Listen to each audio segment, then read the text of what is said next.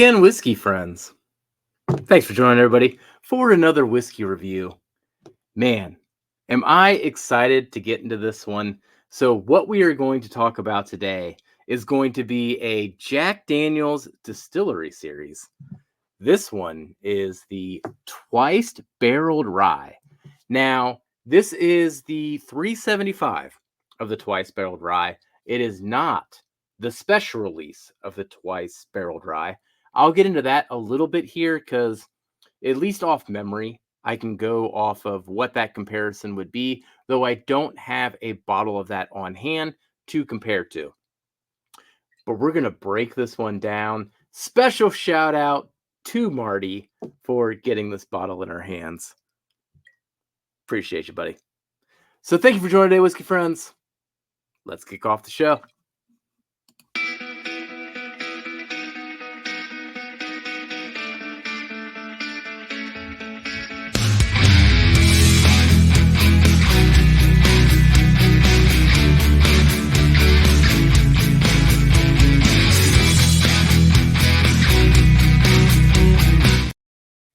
All right.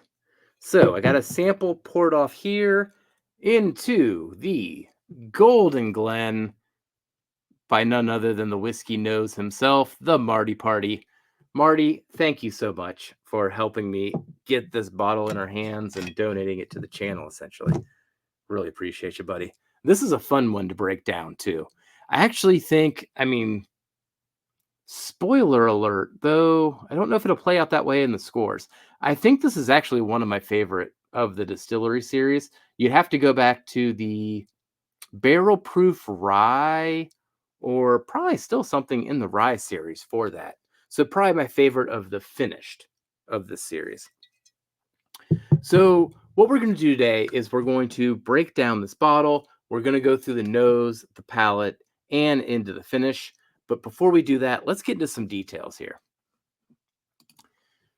So first off, this is the Jack Daniels Twice Barreled Rye. Do not get that confused with I think they call it the Heritage Edition still, right? The special release version of this. This is the Distillery Series version of this. It costs $50. Now, on this one, I had some trepidations because technically it's $50, but it's a $3.75. So do you grade it as $50 or $100? We're going to have that debate later. The proof on this one is 107, and it is non-age stated. The other stats on this one, by the way, so if you get into this, this is going to be Selection 13 of the Distillery series, released in July 2024. So let's get into the tasting notes here. Let's break down the nose, the palate, finish, and then we'll get into the final scores. Thank you for joining today, whiskey friends. Cheers, everybody. Cheers, Marty. Lovely Golden Glen. I do love this Golden Glen.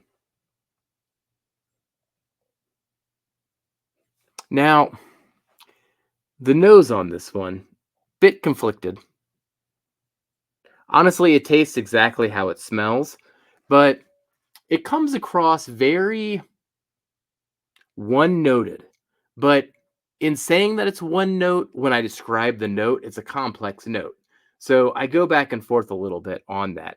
I guess to say it's singular, but it doesn't have layers, I guess is the better way to say it. Now, the main note I get on this one is going to be the equivalence of a banana cream pie, but the top of that banana cream pie that would be covered in some meringue has been extra charred. And that's probably coming from the double oaked nature of this. Honestly, though, there's really not much to pull at. Now, keep in mind, when I say banana cream pie, why I say that's like a singular note, it's still describing the filling, the meringue, and the pie crust, just all at the same time, though. It's not like I'm going to poke at different layers. It's just that to me.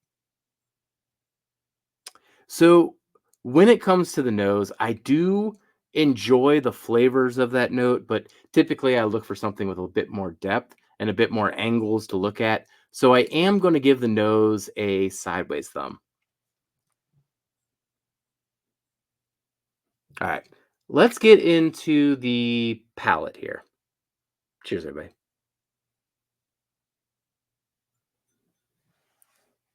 Mm. Lovely creamy mouthfeel. There is just slight hints of a pepper and clove layer, though it does dissipate pretty quickly there. Up front, it's going to be that light banana cream. And then as you get into mid palate, I mean, it's the same thing as the nose. It's the banana cream pie. Get the layers of the filling, the pie crust, and of the meringue on top. Once again, that meringue note that I'm noting, it's either extra toasted or it could be described as a toasted marshmallow. Marshmallow. I think I said that right, Marty, right? Marshmallow.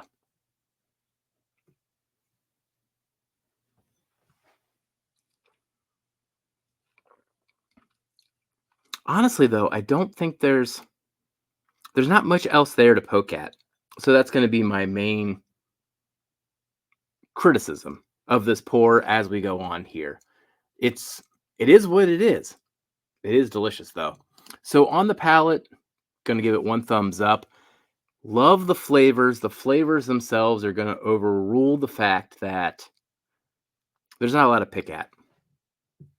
All right. Let's get into the finish.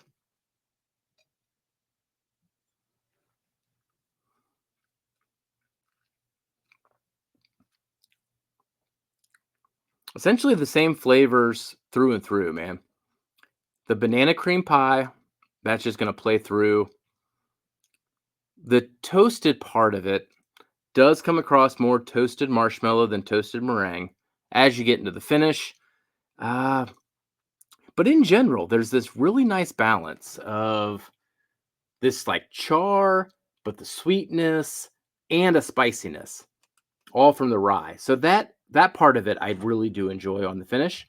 So on that note, gonna give the finish thumbs up as well. All right, let me get one last sip in, see if I find anything else.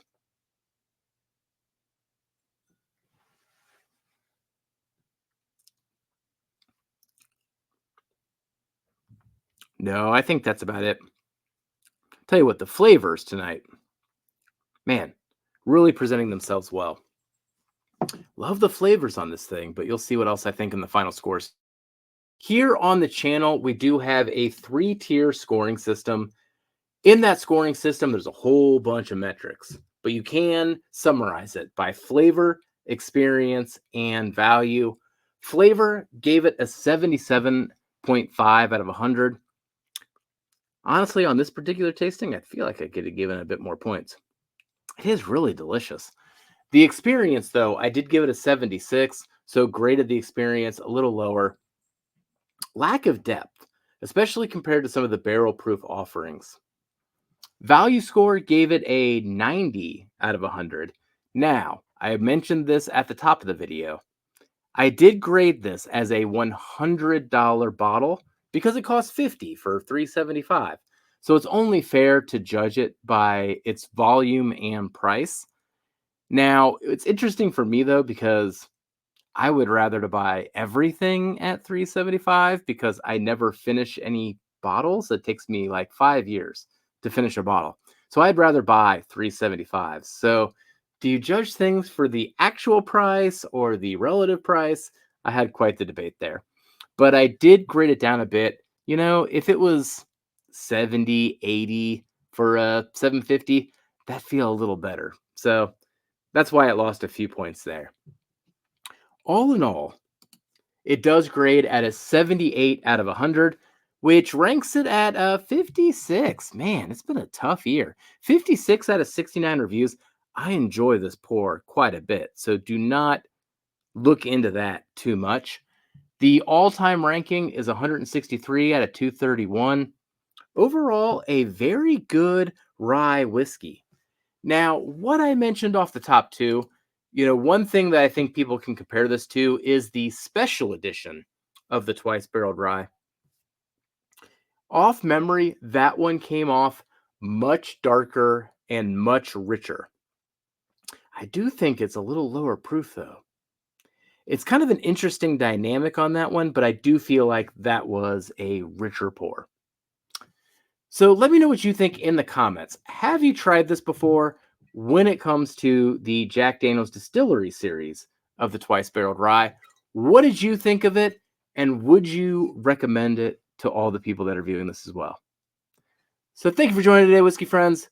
We'll catch you on the next whiskey review. Goodbye, everybody.